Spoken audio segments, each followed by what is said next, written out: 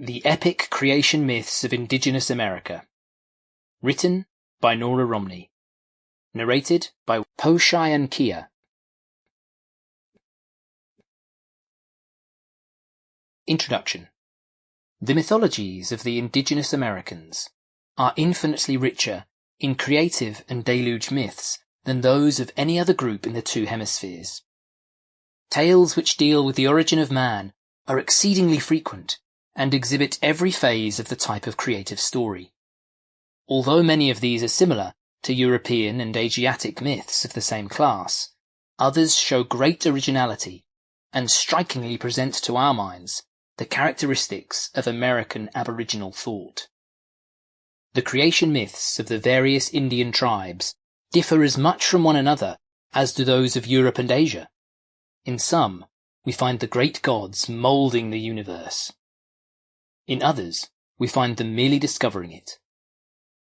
Still others lead their people from subterranean depths to the upper earth.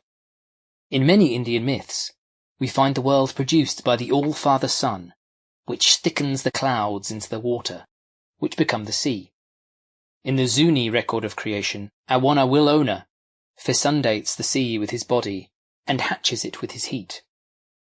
From this green scums are formed, which become the fourfold Mother Earth and the all-covering Father Sky, from whom sprang all creatures.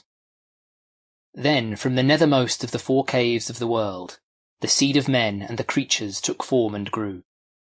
Even as with eggs in warm places, worms quickly form and appear, and growing, soon burst their shells and there emerge, as may happen, birds, tadpoles, or serpents.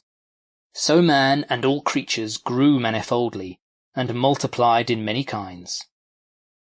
Thus did the lowermost world cave become overfilled with living things, full of unfinished creatures, crawling like reptiles over one another in black darkness, thickly crowding together and treading on one another, one spitting on another, and doing other indecency, in such manner that the murmurings and lamentations became loud, and many, amidst the growing confusion, sought to escape, growing wiser and more manlike. Then Shai An Kia, the foremost and wisest of men, arising from the nethermost sea, came among men and the living things, and pitying them, obtained egress from that first world cave, through such a dark and narrow path, that seeing somewhat crowding after, could not follow him.